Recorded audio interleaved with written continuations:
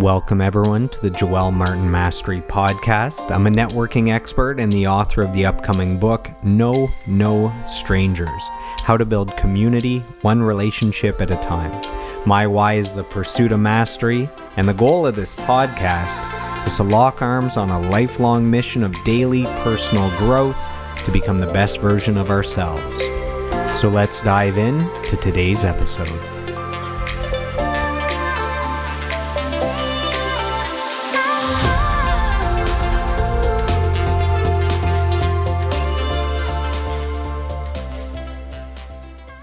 All right, welcome to today's episode of the Joel Martin Mastery Podcast.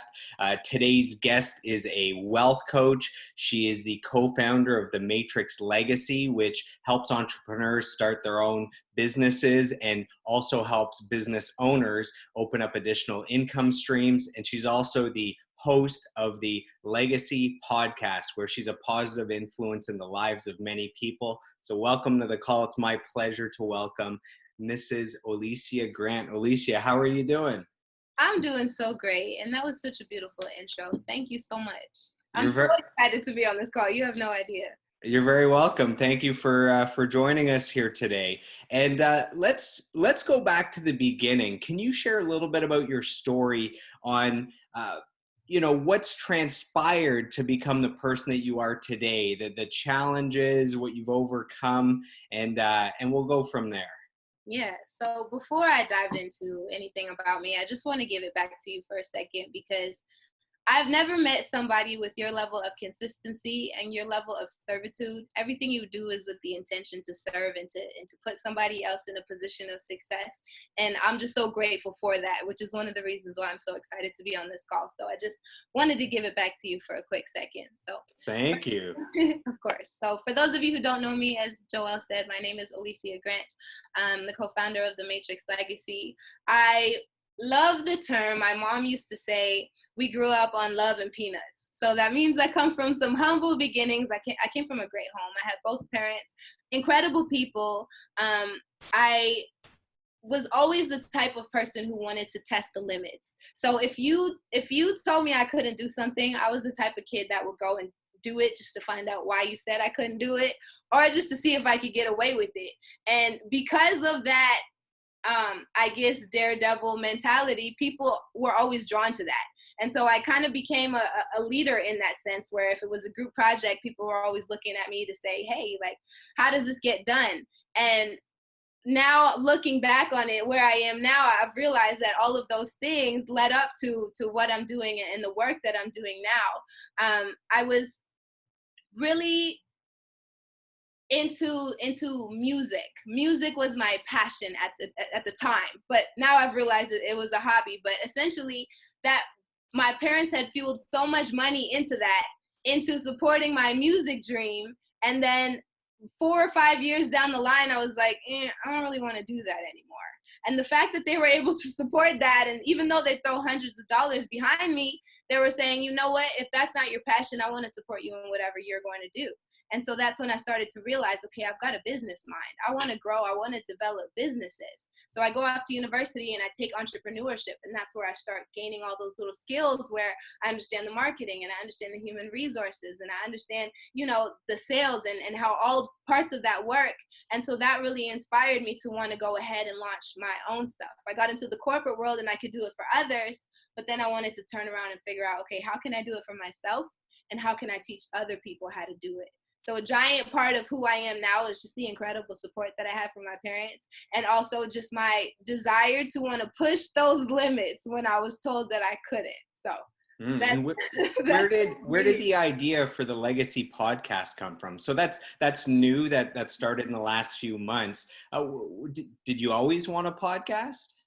So this again goes back to my parents. My parents were really, really incredible people, and they worked so hard, but the lifestyle that they were living was not aligning with all the things and how hard they were working and how incredible they were.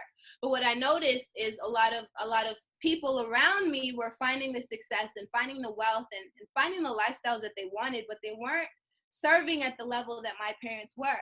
And I couldn't figure out, like, what's the discrepancy? What do these people know that my parents just don't know, why they can't create this lifestyle for themselves. And so then my whole drive was to figure out, like, what is it? What's the secret? And so once I started getting all this information and I go on this personal development journey and I can slowly go back and I'm showing my parents and they're able to upgrade and level up their lives, I was like, all right, well, clearly I have something that people need to know, people beyond my parents. And so if I'm going on this journey and learning what it means and discovering that wealth is a mindset, then maybe this is something that people can use in their own time. They could take little pieces of my journey and apply it to their lives. So the Legacy Podcast is really about understanding that wealth is a mindset and about creating a blueprint to success. And that blueprint that I'm creating can tie into your blueprint wherever it is that you are in your journey. So the whole idea just came back to, how can I collect enough information to serve to my parents? And then from that, I realized I have a message that I could serve such a greater audience outside of just giving back to mom and dad. And how long was it between when you had the idea to do a podcast and when you officially launched it? Was there any fear there of getting it started or not knowing what equipment to use? Just give us an idea. A lot of people are starting podcasts, like myself. This is only episode 3. So this will help other people that maybe have a fear of getting started, and you can shed a little bit of insight there. Absolutely. So I got the idea back in November because I listen to podcasts every morning. I get up and I listen to a podcast while I'm, brushing my teeth or whatever, just to get my mind in the right place. And I was just so, in fact, one of the podcasts I listen to the most is by a gentleman, Sean Croxton. He does like the Quote of the Day show. And just to know that he could spend his time creating value in one space so I can tune in whatever time is convenient to me and I can get a piece of value out of that, that's something that triggered in me, like, okay, what if I could create a message that people could pick up at any moment in time? What would that look like? And so I started toying around with that idea back in November. And then in February of this year, I went to Baltimore just for a business conference.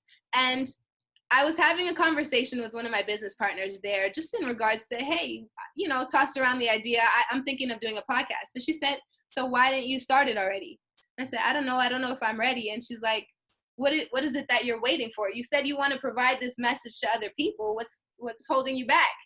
And so then that switched my mindset from, I'm worried about what people are going to think about me, into, I'm worried that if I don't give this message, somebody's going to miss out. Somebody's waiting to hear what I have to offer. And because I'm wasting my time in my own head, somebody is missing out. And so so from the time that conference ended, literally within 7 days, I had my podcast up and running, because the decision was made at that point. It's not about me anymore. Now it's about how much value can I add? Who needs to hear this message? So I watched a ton of videos. I would say, like, I can't even count how many hours I spent trying to figure out what kind of equipment I needed. But as soon as that stuff was done, literally within 7 days after the decision was made to do it, I was able to put it together. Wow, that's pretty quick turnaround time. And I'm a few months behind you, where you inspired me. I saw you start your podcast. I saw the success you're having, and that inspired me to take action. But podcasts are my favorite thing in the world. I'm consuming hours of it every day. And it was always kind of just a dream that I hadn't put that much thought into it. And then I start to see people I know do it and have success. So thank you for jumping in first, letting me know the waters are safe, and then I could jump in after you. And you're about 8 or 9 episodes into your podcast. What kind of topics have you covered so far? And what has the feedback been from people listening to it?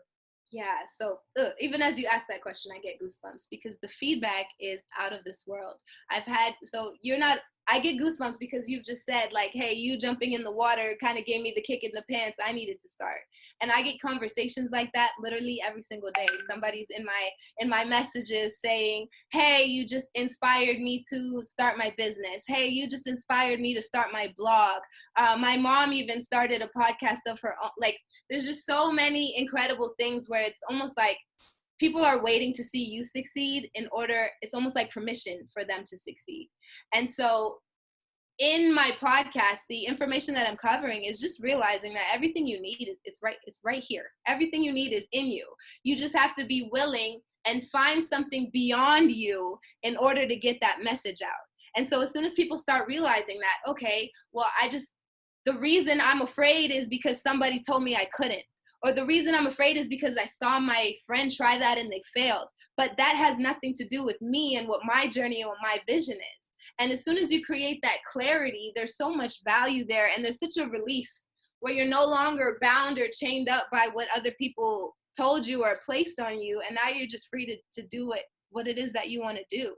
And so the feedback is the greatest compensation that I could ever get from this podcast. Even if I never make $1, I'm still content in knowing that I've served in enough people's lives where they've actually gone ahead and taken a step and saying, I can do this. Mm. And for our listeners that are either considering starting a podcast or maybe just started one, do you have any advice, any lessons you've learned with all the hours of, YouTube videos and podcasts you've listened to on how to start a podcast? Maybe you can help all of us collapse timeframes with a little bit of advice. I think the main thing is don't put yourself into analysis paralysis. So there's so much information out there, it's insane. And a lot of the information is contradictory. So in one video, you're gonna see somebody say, this is the best mic ever. In the next video, somebody's gonna say, this sucks, don't ever buy this in your life. In one episode, you'll hear somebody say, okay, this is the type of content that you need to create. And then in another episode, somebody says, no, you gotta be talking about, the latest thing on the news. So I think a lot of it comes from, yes, do your research, do your due diligence. Find somebody who's already taken the journey so you can kind of see the obstacles that you're going to face as you go. But don't allow that to stop you from taking action. So as soon as you find something that resonates with you, act on it. And if you try it and it doesn't work, well then, oh well, you just figured out something that's not going to work and you go ahead and try something else. And so my advice is, learn from other people's journeys, but don't expect other people's journeys to be yours. You are going to have to create and shape out your own journey. You can take little pieces from what people have done that you like and what they've done that you don't like to create your own, but your journey is your own. And you're going to have to go through some trial and error to figure out what fits for you. Because what works for Joelle Martin is not going to work for Olisya Grant, because people tune into my show to hear something specific, and they tune into your show to hear something specific. Even if our messages are the same, our experiences are different. And so our experience in our journey to create our content or our podcast, etc., that's going to be different as well. So don't consume so much content and information that you don't know what to do yourself. Find something that you like, try it, see if it works, move on to the next. Just jump in, course correct as you go. And a lot of the stuff I was reading is saying that, look, number one is the content, not so much the equipment. If you make sure that the content, what you're delivering, offers value, it doesn't matter so much if you're just recording off your phone or you have a crazy expensive microphone. Number one is focus on the content and offering value, and don't get so caught up on the technical stuff where that's what keeps people from actually starting. And by following your footsteps, I've seen actually how simple this is. I'm fortunate, I have a background in audio engineering, so when it comes to audio and microphones and cables and software and editing, that's familiar with me. But I thought it would be a lot more difficult to get the content on the sites like YouTube and Spotify and Apple Music and all that stuff. And you've shown different ways where it's just, you create the content, you send it out. There's sites that'll do it for free. So it's been an eye opener, and it's got me really excited. Now, as we shift to talking about you as a wealth coach, and through the Matrix legacy, you're able to help people start their own businesses. Now, why do you think it's important that people open up other income streams outside of their normal 9-to-5 job? So if this pandemic hasn't shown people why multiple income streams is not a luxury but a necessity, I don't know what in the world will.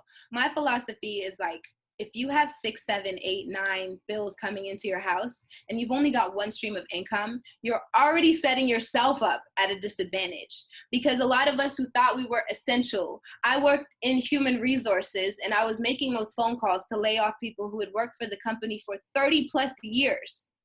30 plus years, given everything they've got. So you're here thinking you're essential, but you're not. At the end of the day, that business has an agenda. So at the end of the day, you have to also have your own agenda and set yourself up for success. If you're relying on one stream of income and that shrivels up, your bills are not going to shrivel up in relation to that stream of income. Your bills are going to keep coming. And so you can't sit down and say, well, my job will take care of me, or, you know, the government will take care of me, because they won't. That's your responsibility at the end of the day. If the government runs out of the stimulus checks to provide to people, then what's next? Or if they're delayed and your mortgage has to get, you know what I'm saying? Like, there's so many things that you have to think about in order to safe-proof yourself and stop relying on factors outside of you to take care of you and your family and your loved ones. I think it's not a nice thing to have. It's literally essential. You have to have more than one stream of income in order to survive in today's world, or else you're gonna just struggle forever. There's no other way about it. Regardless of how incredible of a job you have, okay, cool. So I work my job and I give everything I've got. I'm the best at what I do. I have children now. And if for whatever reason I pass away, I can't pass my job on to my children. I can't pass that along. Doesn't matter how hard I worked, how many years I gave, I can't pass that along. You've got to create something outside of yourself that's going to last after you have gone, so you can pass that along. And if that one stream of income shrivels up, that's okay, because I got 5, 6, 7, 8 more, as many as you see fit. But one is just not going to cut it. And if this pandemic doesn't show somebody that, I don't know what in the world will. And how has your business changed during this period of self-isolation? No human contact in person. So, you know, people are building business with Zoom and phone calls and email. What has changed for you during this period when it comes to business? So this has given me the necessary pause that I needed. I was just going so fast. I was caught up in the corporate world. I had so many projects and things that I wanted to create, and I just kept saying, okay, I'm too tired, I got to do this, I got to have enough energy to get to work, etc., etc. And this has just allowed me to just slow down and regroup and take a look at what really matters and what's really valuable to me.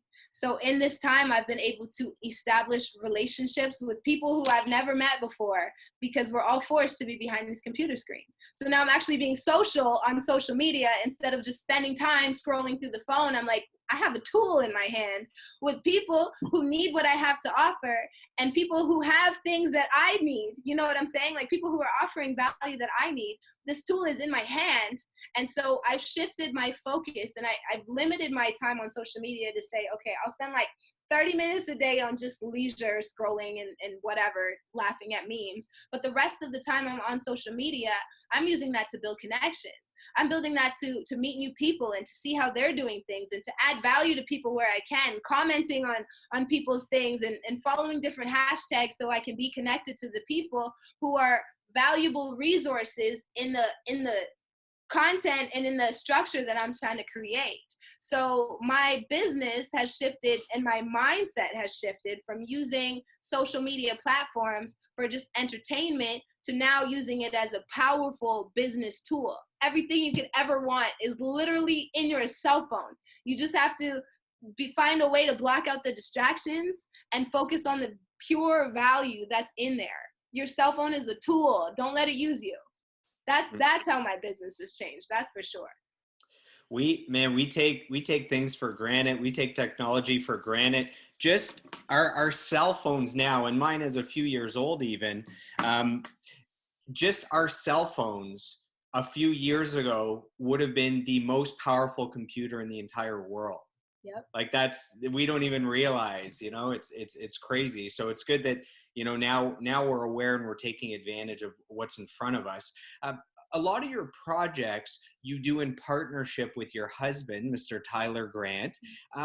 What is it like building businesses with a significant other And do you have any advice for couples that are considering building a business together? Sometimes they say you got to keep business and family separate, or business and relationship separate. There are some power couples out there like you guys that have made it work. What's it like, and any advice? Honestly, I feel like the luckiest girl in the world. And I don't just say that because I know my husband's going to see this. But the thing that I realize that's missing, and the reason why people say you've got to separate business and family, is because there's already a lack of communication within the family. So then you try to take that into business, and that lack of communication destroys everything that you're trying to build. One thing that was crucial and literally the foundation of our entire relationship is communication. If your partner cannot communicate with you openly and honestly about every and anything, then that's probably not the person you should be in partnership with. That might be a harsh reality, but that's exactly it. And the thing that's so important is, in the industry that we're working in, it's all about personal development. It's all about growth. It's all about getting to that next level constantly. It's a constant journey. And so if I'm here trying to grow and stretch and develop myself, but my partner is just staying the same and very comfortable with, the mundane, or very comfortable with being mediocre, that's not going to work. But I have a partner who's right there with me, challenging me and encouraging me and pushing me to just be the best version of myself, for myself, but also for my partner. It makes it so much easier. This would never work if we weren't growing together. So a lot of people find conflict in their business and their relationship because they're not on that same page. They haven't found a way to communicate openly about everything, and they're not growing at the same pace. Now, that's not to say there's going to be a time when you're on a different page or just a different level, but that's exactly why you balance each other out. Whatever his strengths are at the time, I pick up the slack for that. And then as I'm developing whatever my weakness is at the time, he picks up the slack for that. I have no patience when it comes to dealing with certain situations, and he has all the patience in the world. But then sometimes he gets a little camera shy and he has an incredible message, but he's not sure how to deliver it. He could just filter me the information, and I'll go ahead and present it. And so that's the importance of our relationship. We as you love to say, we magnify each other's strengths and nullify each other's weaknesses. And I understand that that's something rare, because not a lot of people have the type of relationship that I have. And I literally thank God every day for it, because I wouldn't be who I am if it wasn't for the partner that I have right by my side. I would probably get there eventually, but not at this pace and not with this fire. So as I said, like back to the beginning of the question, I feel like the luckiest girl in the world. It's fantastic building with my partner. And if you are looking to build with a partner, make sure you guys have that communication and you have the same vision, you have the same values, and you're willing to grow and go through the challenges together. That's the only way that will work. And you guys are a young couple. Has that created any challenges or any advantages in the business world? So yes and no for both sides. So some people look at it as a disadvantage, because we've had people come to us and say, you guys are 24, 25 years old. You can't teach me anything about life. You guys don't know how to, like, what do you guys know about anything at this point? Because they're thinking about how they were at 25. But for Tyler and I feel like we have the greatest advantage in the world, because we have some incredible people with years and years of wisdom. So it's almost like you got like 45-year-old knowledge in a 25-year-old body. So we got the stamina and the resourcefulness and the insight to go and take that knowledge and build anything that we want in this world out of it. So for us, it's the greatest advantage. Some people look at it and say, you guys don't have enough years under your belt. But I mean, to me, I'm understanding now more than ever, age is just a number. It's how much are you willing to grow? How much are you willing to fight for your growth and development? And who are you intentionally surrounding yourself with to have that knowledge and insight poured into you so you can be who you are at whatever age? So your journey can start, it doesn't matter what age, but as soon as you get started, make sure you're in the right environment, the right surroundings to keep it going. So I believe that we are at an advantage, even though we've been told and people look at it as a disadvantage. So I hope that answers the question. That did answer it. Now you've talked about the importance of personal growth, at least in your journey. I can see the shelf behind you. You have Yeah. some amazing books like Drive, High Performance Habits, Good to Great. Are there any books that you recommend that really shifted your mindset, that you were able to put into action and made a big difference in your life? So there's three in particular. One was where I started, one was like that got me through the door, and one is one that I'm currently studying. So the first one that made me understand that personal development and multiple streams of income was even a thing was Rich Dad Poor Dad by Robert Kiyosaki. That book like blew my face off because there were so many things in there that I was thinking in my mind, but I had yet to see the evidence in real life to know that it existed. So I would always question things like, how come people are constantly living paycheck to paycheck? And I didn't realize it was a mindset. I didn't realize it was a choice. And so Rich Dad Poor Dad really opened my eyes to realize there is another side of this world that they don't teach you in school. And your parents don't teach you because they never learned. So that is the first book I would recommend. The second one was How to Win Friends and Influence People, and I think that's by Dale Carnegie. And that one really taught me the value of relationships and in human equity and in understanding that it's not all about you. And a lot of times we're raised to grow up that way. You have to be the best in the class. You gotta have the last word. You gotta, like, these are things that we just take on. But reading that book, How to Win Friends and Influence People, really taught me that the real value and the real wealth is in your relationships and in how you're able to make people feel. Because whatever you put out is gonna come right back around and catch you eventually, good or bad. And so that was the second one that I would recommend. And right now, what I'm really studying and going through to really get a breakthrough is Think and Grow Rich. So that one is really opening my eyes to understand that anything that I can think, and that sounds like such a cliche, whatever the mind can conceive and believe it can achieve, but that's a real thing. Whatever you're feeding your mind and whatever you truly believe in your heart, that is what's creating everything in your external life. And so I'm reading through Think and Grow Rich because every time I look into a different chapter at a different point in my journey, I pick up something different. That's not a book you could only read one time. So you give it a try, you give it a go the first time, and then you go in again. And every single time you read it, something new pops up. So those would be the three. Definitely those are the three. I read Think and Grow Rich, I don't know, 8 years ago. Yeah. And I guess maybe I just blasted through it. And my main takeaway was I can't believe this was written that long ago and it's so relevant now. It could have been written today. The second time I read it, I got more out of it. And then I just read it for a third time, let's say in the last year. And I really took notes and did all the exercises and was highlighting everything. So yeah, it was a completely different book all three times I read it. I remember reading Rich Dad Poor Dad, and the main takeaways that I got from it were number one, that you want to spend your money on assets and not liabilities. You want the things that you purchase to pay for themselves and pay you back for them. And that, it's not necessarily about living below your means. It's identifying that if you would like to purchase something, that you can set a new goal to purchase that. So instead of, we'd have to get less groceries and not go out and not go to the movies to afford that, it's what can I do with an entrepreneurial spirit to pay for that? So if it's $500, what new venture can I do that would generate $500? So it's not about lowering your quality of life. It's about stepping up into those things that you want. So those are some good things that I took out of that. Now let's talk about mentors. How important are mentors when it comes to having success? Some people spend their entire lives trying to do everything themselves. They're trying to reinvent the wheel, and it takes a lifetime to get to their final destination.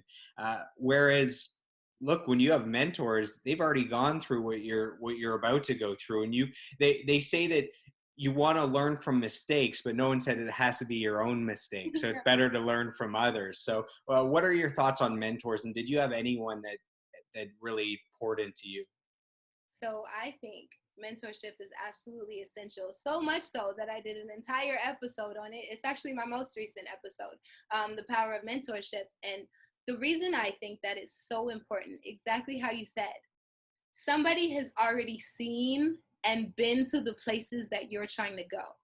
And I think the only issue with mentorship is that there are a lot of people who pose as mentors or coaches, but they're not actually doing the things that they're telling you. And so we go in search of these mentors and we try to take advice from them, but they're not actually on the field playing the game. And so the advice that they're giving is not necessarily the key that you need on your own journey. So when you're seeking out a mentor, you have to make sure that they're currently doing the things that they're speaking about and they're currently in the place that you want to be. And another, I guess, side of mentorship is that it doesn't have to be a person. It could be a YouTube video, because YouTube mentored me into starting my podcast. It could be a blog. It could be a book. It could be just about anything, because they always say when the student is ready, the teacher will appear. So as soon as you've decided and you've made the decision that you're about to take the next step in whatever that looks like for you, then your teacher or your mentor is going to show up in, could be the most unexpected form. But when it comes to actually receiving mentorship, a lot of people come with their hands out and say, what can you give me? Give me all the information that you have. You've made all the mistakes. Tell me everything. And we don't come from a place of, what can I give? How can I contribute? And so for me, my first mentors obviously was like, your parents, your teachers, etc. But when I really understood and was able to define mentorship was about 2.5 years ago at your networking event, where I was able to meet Mr. Byron Nelson. And that's when I understood that in order to receive true value from a mentor, you have to be able to put something on the table and say, this is what I can offer. I'm not just coming here empty-handed. I'm not just saying, give me all you've got.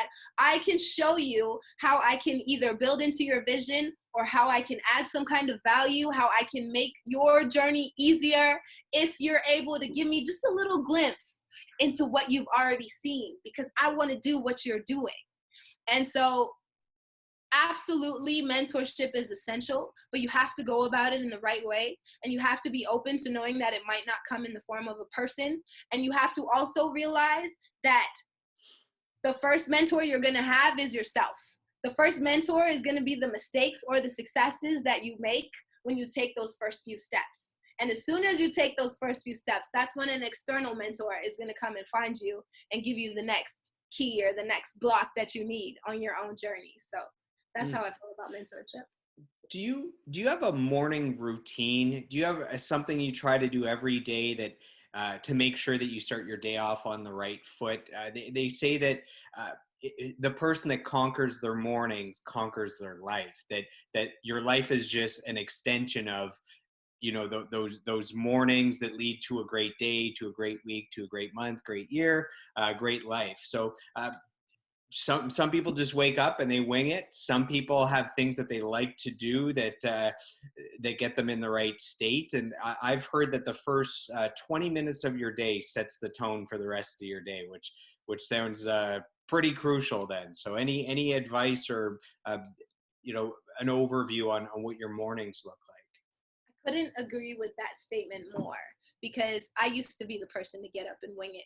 And I would realize all day I'm feeling anxious, I'm clumsy, I'm missing things that I should have got to, I'm forgetting about things. Like, it was just like I was just almost moving on autopilot, and I was almost observing my life instead of living it. And so what I've done over the past, I would say it's been a strong year, maybe year and a half now, where first thing I do when I wake up is I make sure my phone is out. Like, I keep my phone in my office. I don't keep it in my bedroom anymore, because I used to have the habit of just rolling over, ending up with my phone in my face before like the sleep is out of my eyes. And so I made sure to remove that from my room. The first thing that I do when I wake up, I'm very spiritual. So the first thing I do is just thank God for another day. And I say a prayer. And the next thing I do is I go into a meditation, and I just take a few minutes. It might be a guided meditation. I use, what is that app called? I can't remember what the app is called. Either way, there's an app that I use for guided meditation. Mind, what is it? Yeah, I can't remember what it's called. There's Calm and there's I can't Mind, something remember. Mind. Anyways, everyone that's listening is thinks we're ridiculous right now. But Yeah, so either way, it might be a guided meditation, or I'm gonna just take 5 to 10 minutes and just be still and just set my intention for the day. Because, so yes, now I said I'm grateful and I've prayed for everything that I need, and now I'm setting my intention. I've got an entire 24 hours ahead of me. What is it that I want to get? If nothing else, what do I want to get out of this day? So after that point, my husband and I have made a routine where there's a book that we read every single day. It's from the monk who sold his Ferrari. It's like a daily affirmations book. So they take little quotes out of that book. So we go ahead and we take a picture of that. So one, it gives us more time to reflect. And two, we're able to post and add value because people always just love to read those. We're getting messages about those every day too. Like, wow, thank you so much for posting this every day. So that's kind of our little give back right away in the morning. And then usually I will listen to a podcast. As I said, I listen to the Quote of the Day show. It might be an audiobook, anything as I'm just getting ready to start my day, and then just hop into a breakfast. So those things are necessary: prayer, meditation, a moment of reflection, and a podcast or an audiobook, and then a very good breakfast. That's my morning routine. So the book would be Robin Sharma. That's where Yeah. you're getting the quote from. Yeah. And the meditation app is Headspace. Yes. Okay. Yes. I knew it would come. I knew if I was just patient that it would come back to me. Do you have any variation on your meditations? Do you always use Headspace or sometimes a YouTube guided meditation? I'm learning a lot about meditation. I've done a silent meditation retreat. Trying different things, transcendental meditation, guided meditations. So is there anything that seems to work better for you? Is it just in silence? This is a question for me, looking for different variations on meditation. So as I first started getting into it, I found that the guided meditation was very helpful because my mind is just all over the place constantly. Even when I'm doing one thing, I'm, thinking about, oh my gosh, what's the next thing? What am I doing next? Instead of being present in the moment. So using those guided meditations on Headspace really helps me to kind of recenter and just focus on where I am in that moment. Now, sometimes I get a little ambitious and I might just put on some like meditation music on a YouTube video, or I might just sit in silence and just reflect. But whenever I'm feeling scattered or anxious, I do go back to that guided meditation because it reminds me to just be still. Because sometimes I can't remind myself. So I'm still working through it, trying to master. I wouldn't say I'm a master at meditation or anything like that. I'm still working through it. But I feel like the guided meditation really helps you along and just gently reminds you to just stay present in the moment and just be in your body. That's something that we forget to do. We're just living and running around and we just forget, like, wait a second. I'm an entire person. There's a lot going on here. Let me just check in with it for a second and just be still. So I think the guided meditation is definitely helpful. And as you're out there hustling with your business and your podcast and your family and all those things, how do you keep this fun? Sometimes there's a weird, people just work so hard they forget about their quality of life or their fun because they're so focused on accomplishments or achievements or goals. How do you keep this fun? How do you keep a smile on your face while you do all of this? So I feel like I'm incredibly blessed and I found the thing that lights me up. Like teaching people about wealth and mindset and, getting their finances right, getting their mind right, getting their life right, living a wealthy life. Like that is my definition of fun. As crazy as that sounds, as soon as I get that message where somebody's like, hey, I got a breakthrough. Hey, I did this. Like that stuff. I don't even know if you can tell, but I could like talk about this forever. And so that part of it is fun for me. I don't need to take a break from that. However, what most people would define as fun is, going on adventures, things like that. My husband and I, every Friday night, 8 p.m., we shut off phones and technology and all of that, and that's date night. We might do Netflix, we might do Monopoly, we might, whatever that looks like, and we schedule that time in to just be. I take intentional time every single day to check in with my family. We might go on that little house party app and play a couple of games or things like that. But just staying connected to the people that I love, even if they're not necessarily on the same journey as me, that's okay. I'm going on this journey for them, obviously for myself, but because I want to provide more for them. And so just that concept in itself is fun. But taking that intentional time every day to check in with a loved one and do something outside of work, I think is what keeps it fun and keeps me from getting to that point of burnout, being intentional with my fun time. Your Friday night, your Friday night 8 o'clock date nights. Those have me setting some hashtag relationship goals, I think. What do you do when you find yourself in a rut? What do you do to snap out of it as quickly as possible? Look, every day isn't going to be perfect. You have your ups and downs, but when you have your downs, how do you not stay there for weeks at a time? Yes. A big part of that is my husband, because I know that my energy impacts his energy. So that consciousness in itself makes me want to get out of whatever funky state I'm in ASAP. And so sometimes, like, I can give an example. 2 weeks ago, I filmed an entire podcast and the video just deleted. And I don't even know how to explain my frustration. I was so mad. I was ready to throw my laptop out the window. I was just over it. And so I'm sitting here banging on my laptop. And then for a minute, I was like, what is the point of this? Let me just eject myself from this situation completely. So I shut the laptop. I just went to my room and I just sat on my bed. I don't know if I was meditating. I don't know what I was doing, but I just sat. And so in that moment, I just had to take myself out of the situation and say, okay, first of all, is it that serious? Then the answer is yes, it is that serious. So how do we come up with a short-term goal or a short-term solution and a long-term solution? So the short-term solution is just banging on the laptop is not going to do anything. So just take a minute, go through, double check if it's there. Worst case scenario, you have to refilm it. Now, the long-term solution to that is you already know your laptop was overloaded. So this was coming, the disk space has been full for a while. So the long-term goal might be wipe the laptop out or replace it. But the important part of that was that I removed myself from that situation so I could see that. Because if I just sat there banging on the laptop, I would just get more and more frustrated, going to cause more problems, more damage. So my key to removing myself from a rut is just completely eject myself from the situation. Go eat something, call my mother, watch something funny, just completely remove myself from it, even if it's just for a brief moment. And then come up with the short-term solution to whatever that caused me to get in that rut, and a long-term solution so I never end up circling back to that same spot again. So it's just constant communication with myself in terms of what is the real issue here and how do we make sure that we don't keep running into the same thing over and over. So yeah, if we can take a step back and ask ourselves, will this matter in 5 years? I find that really helps. You think about one podcast episode, right? In 5 years, are you going to even remember? You're going to be 2,000 episodes in, right, with a lot of success, and you probably redid that one and it was better than the original. So you've had a lot of success in the business world. Do you have a favorite memory? Is there a memory that just jumps out as being your favorite over your years building businesses? So when I first started on this journey of learning that I was a person who could build a business, because I had no idea, I was invited to a business conference in Las Vegas. And my husband couldn't, he was my boyfriend at the time, but he couldn't come because he had to work.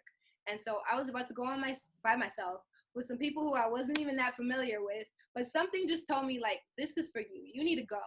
And so we go to the airport, and we hop on the airplane. We end up sitting on the airplane for 2 hours. Then we get off the airplane because something was wrong. Then it's a 2-more-hour delay. And then they say, okay, now it's going to be a 3-hour delay. Now you're going to have to hop on a different flight because you're going to miss your connecting flight. So by the end of the day, I was in that airport for 20 hours. And my Tyler and my family were telling me, girl, just come home. This is a sign. God's trying to tell you, you don't need to be on that plane. You don't need to go there. And I'm like, no, guys, I didn't wait 20 hours just not to go. Like, I have to go. And so finally figure out the plane situation, end up in Vegas, the most incredible conference of my life. I met some of the most beautiful people who are still friends to this day of mine. I went to Vegas for the first time. This is where I started getting the inspiration and the vision that, yeah, you can own your own business. This is for you. Just because nobody in your family has done it doesn't mean you can't do it. And that's where I got that insight. And I think that's my favorite memory, because it just showed me, like, if you really have something in your mind, and your mind is, and your heart is set on something, just go. It doesn't matter what other people are saying. If you know it's for you, you have to go, and you have to do it, and you have to act now. So that's my favorite memory, because everybody was looking at me thinking, girl, you are insane. And I'm like, I need to do this. And it was definitely the turning point, definitely a milestone in my business life. That's awesome. Now, what is the biggest mistake that you've made in your professional career, and what did you learn from that? And then maybe that'll allow us to avoid making that mistake. And then on the other side, what's the smartest thing you've done in your business career, so that maybe we can duplicate what it is that you've done? So again, I'm a very spiritual person, and I don't believe that anything that's happened in my life is a mistake. I don't have any regrets or anything that I view as a mistake up until this point. However, I can answer the question about the smartest thing that I did was to just get out of my own way. So I had an idea of what I wanted to do, and I knew I wanted to make a contribution, but I didn't necessarily know what that was going to look like. So I had to find somebody who was already finding the success and living the lifestyle that I wanted to live. And I had to borrow their vision. I had to pick their brain and say, okay, so how are you living right now? And how did you make that happen? And you really came from nothing. And, like, I had to find stories that resonated with me and borrow the vision of other people until I could see for myself. Because when you have a burning desire, but it's not clear how you're going to achieve it, it's not clear what your purpose is, it's not clear why you're here on this planet, you have to go and find somebody who's walking in the shoes that you want to wear eventually, and see what they've seen, because they can unlock something, and they can paint a picture for you that you are not able to see yet, because you haven't had enough experiences yet. And so that was my way of getting out of my own way and saying, okay, even though I haven't seen this in my family, even though nobody close to me has ever achieved this, I know it's possible because somebody else has done it and somebody else has shared their experience. So borrowing the vision of others until I could see for myself, I think that was the smartest thing that I could have done, because it forced me to get out of my own way and just start pursuing relentlessly my goals, my visions, my dreams. But I don't believe that I have anything that I regret, but I do believe that was one of the smartest things I could have done. Yeah, one of the most important things that came to fruition when I started to focus on networking and meeting a lot of people and surrounding myself with positive influences is seeing the success that other people had Yes. opened up my mind to what is possible. So an example is, as a young musician, it's like if you and all your friends are saying, yeah, we're going to do this, we're going to be so successful, but none of us has had success. You hope that you can make it happen and you dream, but there's that part of you that doesn't know if it's possible. Someone from a small town of 3,000 people, is it possible to be successful? But suddenly, as you network and you meet amazing people, you meet someone that's a multi-platinum musician. You meet a songwriter that has written songs for some award-winning artists. You see Grammy nominees and Juno nominees, and uh, that tells me that it's possible because I know people that have done that. Yes. So if I can just talk to them and get to know them and see what their journey has been, uh, I found that was very important. So like you said, when you lock arms with a mentor that's already achieved what you're looking to achieve, yes, there's the advice and all those things, but I think just at its core, just knowing what's possible, knowing someone that's done it unlocks a whole new level for you. Uh, when you look at yourself and the success that you've had, what are the top traits that you think define you? So there's a reason that you've achieved what you've achieved, and other people that have attempted haven't done so. You have certain qualities that have gotten you where you are. So if you're doing a self-analysis, if you can be transparent with yourself, and I know we don't like to look at ourselves and all that stuff, but what do you think your top traits are that have gotten you to where you are? So this kind of takes me back to the story that I told in the beginning, just in regards to my willingness to push the limits. I believe that that shows leadership, because those who are not leaders are afraid to go to the limits because they don't know what's going to happen at that limit. I'm not afraid to go there, and see what's there and go back and report and say, hey, I checked over the wall and that's what's going on over there. Come on, if you want to see too. So I believe that leadership is definitely one of the qualities that I have. I believe that I'm very ambitious, and I'm not afraid of my ambition. When I envision something and when I get an idea in my mind, I have to do it right away. Like I have to start. It doesn't, and I think that's a skill that I have, is my ability to just take action as soon as it hits. And that's something that I've developed into. So ambition for sure. And then the last one, I truly believe it is my compassion, because I'm very much an empath. And so when people are feeling things, I feel exactly what they're feeling as if I went through it myself. So if I take a look back at my human resources experience, when I had to make those phone calls and I had to do those layoff calls, I was literally almost crying for these people because I know what they're going through. And I'd taken the time to build genuine connections with them and truly just understand what that might feel like. For even if I haven't gone through it, I can understand what you're feeling so deeply that it feels like it happened to me. And I feel like my ability to feel what others are feeling is what attracts them to me, because they know I'm coming from a genuine place, and they know that anything I do is with the greatest of intention, because if I hurt you, I'm hurting myself. I don't win unless you win. And so I think those three traits, leadership, ambition, and compassion, are three driving factors that have gotten me to where I am at this point and are going to continue to drive me as I go forward. So this year is flying by, you know, with this quarantine. It's like the days are going by, the weeks are going by. We're now, you know, we have 8 months left in 2020. So what is your vision? And I guess we don't know when self-isolation stops, so maybe that changes the vision a bit. I'm not sure. But with 8 months left in the year, what is your vision for the rest of 2020? And do you have certain goals that you've set for yourself that keep you excited? I mean, I've been shown that a great thing to do is to picture yourself on December 31st, 2020, and be in that moment as if it's the present. And what would it take for 2020 to be the greatest year of your life? And what would have had to have transpired to that moment where you're like, wow, 2020 was the best? And that now gives you 8 months to get back to that point. Yeah. So I've actually taken a lot of time to think about that, especially reflecting during this quarantine time. And 2020 is all about building the Matrix Legacy brand.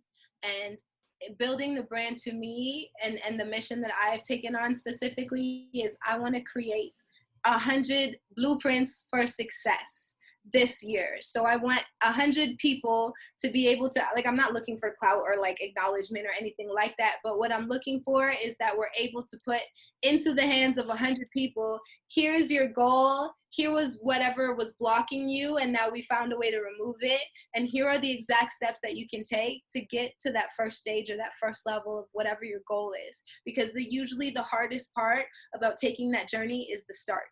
But as soon as you've started, then that momentum starts rolling and you're able to move. So that's my overall goal, and that will make this year a success. I'm currently transitioning out of the corporate world into full-time entrepreneurship, and I couldn't be more excited. I wrote it on my calendar and said June 8th, I'm going to be a full-time entrepreneur, and it's going to happen even before that. But the thing is that I had to put it out there and say, this is going to be done by this day. And now here we are, even ahead of schedule. And so the next goal on top of that, that's going to make me say, okay, 2020 was a success, is if we can then walk my husband off of his job. He's also in the corporate world, working as a financial advisor, and he's incredible at what he does. But his value is truly in providing solutions that will lead to people achieving their goals. Not just, okay, hey, you're trying to hit this dollar value, or you want this percentage growth. It's like, what percentage growth do you want in your life? And so cool, I could teach you all these financial tips and tricks, but if you don't have the mindset behind it, then there's no point. Who cares? Who cares about what the percentage is in your bank account if you're still empty up here? And so to release us both from our corporate positions, not to say we were in any bad position or anything like that, but to free up the time to just add value in what we know that we're good at and the things that we're passionate about and what we know that we're called to do, that is a successful 2020 for my husband and I. That's amazing. Now, let's say you wake up tomorrow, and somehow, by some crazy scenario, you wake up and you have no podcast, you have no business, and you have to start from scratch. Now, the good news is you still have all the training you've had in the business world, all your experience, all your knowledge. So what do you do starting from scratch tomorrow to get back to your current level of success in business and with the podcast? How do you start from scratch? And this is great advice for people that are looking to do what you're doing and they're starting from scratch today. So they can use that advice now to achieve what you've achieved. Okay. So I've had all the experience I have. So the first thing that I would do is just check in and make sure, if all that stuff has changed, like life has changed that drastically, the first check-in that I would have is my passion still in wealth? What is it that I could talk about all day, every day for the rest of my life? If time and money were not a issue, what is it I could do every single day of my life for the rest of my life? If it had to be written out, Olisya Grant can only speak about financial literacy or can only do financial literacy coaching for the rest of her life. That is something I would be absolutely okay with. So the first thing I would do is I would take out a book and I would start writing the things that I'm passionate about or that get me excited or that I think I might be good at. And then I'll kind of group those down and into categories and see if there's any correlations and see, if there's any commonalities. And then I'll just pick one that resonates the most with me and I'll attack it. I'll take the first step. So if that's in health, if I wake up and I realize tomorrow that my passion is in health, okay, awesome. Well, what part of health is it? Is it, what do I need to fuel my body with? So then I'm going to go and I'm going to educate myself on the things that are going to create a healthy body. So I think it all comes down to realizing what's your calling, we're all put here for a reason, and that reason is to contribute. And that reason is to understand our value so that we can provide value to others. The only way you get anything out of life is by giving, is by producing. Miss Renata Krumer said the most phenomenal thing I ever heard in my life, where she said, if you want more, serve more. So if I was to wake up tomorrow and I didn't have anything that I had, I would say, what would I be most excited to serve for the rest of my life? And if that's still financial literacy, then no problem. I'll just start from scratch. I'll start talking to people, start finding people who are on the same trajectory as me, form collaborations, take whatever great insight they have or whatever mistakes they've made that I can avoid. And I will just get back to work. That's it. That's great advice. Now, as we wrap up the call, where can our listeners find you online? Is there a website? Are there social media tags? Share that so people can reach out to you online. Yes. So I am most active on Instagram and Facebook. So it's Olisya, OLISYA_G. On Facebook, it's just Olisya Grant. We have a website, buildingalegacy.ca. You could also find me on YouTube. Building a Legacy is the name of our YouTube channel where we have the Legacy podcast. We've got a ton. Oh my goodness, I'm so excited. I'm gonna say the next 60 days is gonna be phenomenal. A ton of content coming out, platforms, courses for success. We've got a lot coming down the pipe, so you definitely want to stay tuned and get connected. I love interacting with people, so if you hop in my DMs, I will definitely respond. I'm just I'm just so excited and grateful for everything that's going on, and grateful that you have a platform like this where you can really highlight the definition of mastery, and you can constantly put a spotlight on people who are actively living their lives instead of watching the success of other people. So I genuinely appreciate you for putting this together and creating a space where people can come and get the inspiration they need to take an active to become an active participant in their own lives. So I think Olisya just gave us a great wrap up on the call. I don't even have to say anything. We can just end there. So thank you so much for your time. You offered a ton of value. I was taking lots of notes so that I'm constantly growing on the pursuit of mastery. So thank you for your time, guys. That's Olisya Grant, and reach out to her online so you can stay in touch. So thank you so much. Thank you. I hope you've enjoyed today's episode, and I'd love to hear from you guys. My goal is to grow this podcast organically, where you're giving me feedback on topics you'd like me to cover and guests you'd like me to interview. You can reach out to me on Facebook, Instagram, and YouTube at Joel Martin Mastery. Joel is Joel, and on Twitter at Joel Mastery. So I am done. I am complete. I approve this message, and I'll see you on the next episode.